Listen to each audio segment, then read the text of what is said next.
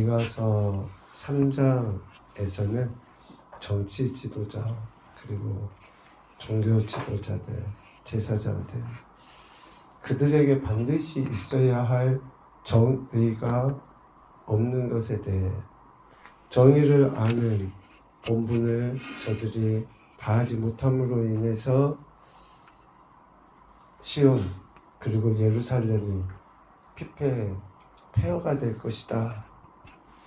그래서 12절에 이야기한 것처럼 시온은 갈아엎은 밭이 되고 예루살렘은 무더기가 되고 성전에 사는 숲풀이 높은 곳이 될 것이다 라고 선포하셨었죠.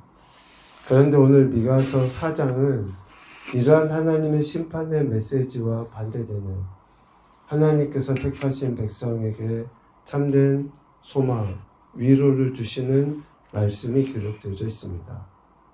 그 위로의 말씀이 이루어진 날은 언제냐? 오늘 4장 1절에 보면 끝날에, 그리고 6절에 보면 그날에.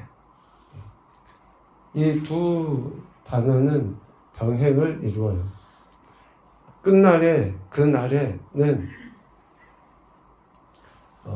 메시아의 오심의 때라고 하는 것이 더 정확할 것 같습니다. 많은 사람들은 포로에서 귀환할 어느 그 시점이라고 이야기하지만 결국에는 이런 완전한 회복, 구원은 오실 메시아로 인해서 이루어지기 때문에 그렇죠. 그 메시아로 인해서 이스라엘이 진정한 회복. 그런데 진정한 회복은 어떻게 할 수 있습니까? 이스라엘의 멸망의 핵심의 모습이 뭐예요? 3장 12절에서 이야기하는 것처럼 시온과 예루살렘, 즉 하나님의 성전이 완전히 회파되어지는 것이라고 할 때에 이스라엘의 진정한 회복은 여호와의 산, 여호와의 전이 우뚝 서게 되는 거예요. 그래서 4장 1절에 보면 여호와의 전의 산들이 산들의 꼭대기에 굳게 서며 작은 산들 위에 뛰어나게 될 것이다 라고요. 하나님의 택함받은 백성이 하나님께 범죄함으로 인해서 하나님이 심판하실 때 그 심판의 모습은 하나님의 전의 파괴, 그러니까 인간의 눈으로 보면 마치 하나님이 안 계시는 것처럼, 하나님이 너무나 무능한 것처럼 비춰지지만 결국 마지막 때 메시아로 인해서 완전한 구원이 이루어질 그때는 하나님의 전의 산, 하나님의 성산이 굳게 서게 된다. 결코 그 어떤 것에 의해서도 무너지지 않게 될 것이다 라는 그 희망의 메시지를 주죠. 여호와의 전의 산이 꼭대기에 굳게 선다 라고 하는 말의 의미가 뭡니까? 하나님의 통치하심이 완전히 드러나게 된다. 이전에도 여전히 하나님의 다스림과 통치하심이 있죠. 그런데 죄를 범한 인생들은 하나님의 통치를 거부해요. 적극적으로. 그런 모습의 대표적인 게 뭐였습니까? 3장에서 나온 것처럼 정의를 아는 본분이 저들이 옵니다. 정의와 공의는 하나님의 통치의 핵심 아닙니까? 그런데 그들이 하나님의 정의를 알지 못해요.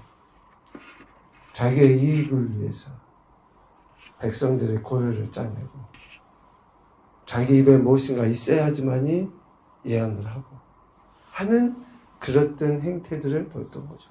그러나 마지막 하나님의 메시아 오심으로 인해서 성취하실 그 구원의 은혜는 이러한 하나님의 통치하심이 완전하게 나타나게 된다. 그것도 7절에 보면 나 여호와가 시온산에서 이제부터 영원까지 그들을 다스리리라. 그러니까 하나님의 통치하심의 역사가 영원까지 이루어지게 된다라는 것을 이야기하고 있습니다. 이 마지막 때에 이제 하나님의 통치하심이 굳게 서잖아요. 그럴 때 이제 4장 1절 말씀에 보면 민족들이 그리로 몰려갈 것이다. 여호와의 전으로 몰려가게 될 것이다. 라고요. 왜 민족들이, 이방이, 하나님을 몰랐던 저들이, 아니요, 1차적으로는 남유다와 이스라엘 백성이겠지만, 왜 저들이 그리로, 여호와의 전, 여호와의 산으로 몰려가게 됩니까? 2절, 여호와의 도, 곧 하나님의 말씀을 듣기 위해서 시온과 예루살렘으로 옵니다. 3절, 하나님이 민족들 사이의 일을 심판하시며 먼 곳 강한 이방 사람을 판결하시기 때문에 시온과 예루살렘으로 몰려 들어가게 되는 것입니다. 여기에서 몰려갈 것이다 라고 하는 그 단어의 히브리 의미는 강물이 흐르다라는 의미가 있다고요. 강물이. 그러니까 강물은 위에서 아래로 흐르잖아요. 결코 뭐 지금은 전기나 어떤 에너지를 써서 멈추기도 하지만 멈출 수가 없어요. 몰려든다라고 하는 그 단어의 의미는 거스를 수 없다는 거예요. 반드시 하나님이 마지막 때는 그렇게 할 것이기 때문에 거스를 수 없고 멈출 수 없다 라는 그런 의미가 있는 거죠. 그래서 하나님의 정하신 그날 메시아의 오심으로 인해서 이러한 많은 무리들이 여호와의 전 산에 모여서 하나님의 말씀을 듣고 심판하시는 그 하나님을 경배하는 그런 일들이 일어나게 될 것이다 라는 거죠. 그 가운데의 대표적인 사람들이 바로 하나님의 백성, 저들을 하나님이 돌아오게 하실 것이다 라고 이야기합니다. 하나님의 백성들 심판에 의해서 뿔뿔이 흩어졌지만 이제 하나님의 약속의 말씀에 의해서 자들이 다시금 모여서 하나님의 통치하심 가운데 하나님의 영광을 드러내는 진정한 회복과 구원의 은혜를 저들이 누리게 될 것이다 라고 이야기합니다. 하나님께서 백성들을 모으시죠.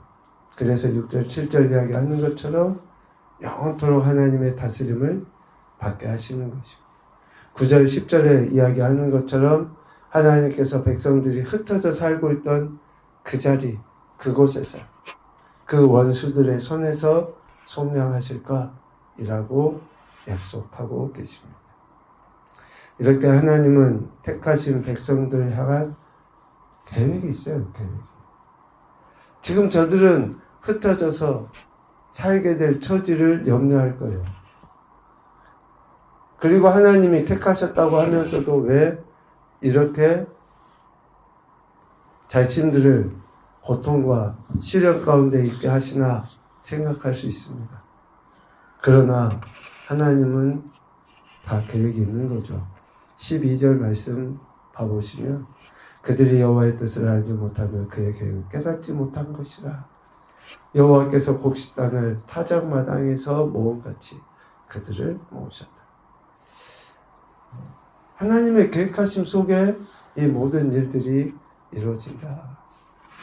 여전히 하나님의 뜻을 알지 못하는 자들은 자신들의 생각에 의해서 불평도 하고 원망도 하고 또 이방 사람들과 같이 마치 자신들이 하나님이나 된 것처럼 자신들이 어떤 심판의 도구로 쓰임 받았음에도 불구하고 마치 자신들이 어떤 주체가 된 것처럼 착각하는 그 교만함이 마지막 때는 다 꺾여지게 되고 부서지게 되고 또 한편으로 완전한 회복이 이루어질 것이다 라고 하는 그 말씀을 오늘 미가서 4장을 통해서 들려주시고 있습니다. 결국 시온과 예루살렘을 완전히 회복시키시기 위해 하나님은 그 도구로 쓰셨던 이방 사람들은 심판하시지만 택함 받은 백성들에게는 하나님의 계획하신 대로 신실하게 일해 나가신다라는 것입니다. 오늘 말씀을 통해 이런 교훈을 생각해 봅니다. 첫째는 하나님의 역사하심을 거를 수 있는 인생은 없다. 누가 하나님의 계획하심과 역사하심을 거스를 수 있는 인생이 누가 있습니까? 그러니까 가장 좋은 건 뭐냐면 단 1초라도 빨리 깨닫고 순종하는 것이 가장 복이에요. 정말 단 1초라도 빨리 깨닫고 하나님이 우리 인생의 주권자심을 고백하는 게 최고의 복입니다. 두 번째, 하나님께 나아감은 여호와의 전에 산에 나간다고 했잖아요. 몰려든다고 했잖아요. 하나님께 나아감은 하나님의 말씀을 듣기 위함이어야 한다. 우리 하나님 말씀 듣기 위해서 나가는 거 아닙니까? 우리가 예배 행위도 하고 어떤 헌금도 하고 뭐든지 다 좋아요. 알겠습니다. 그런데 그 모든 것들의 시작은 하나님의 말씀을 듣기 위함이에요. 말씀을 듣고 그 말씀에 따른 태도로서의 예배고 찬양이고 기도고 하는 것이죠. 세 번째, 오늘 7절에서 이야기한 것처럼 이제부터 영원까지 다스리시는 하나님께로 돌아가자. 영원토록. 그래서 여기서 임마누엘도 나오는 거 아닙니까? 세상 끝날까지 우리와 함께 하시고 다스리시는 그 주님을 바라보며 살아가는 것. 이것이 우리 인생에 주시는 최고의 축복이라고 하겠습니다.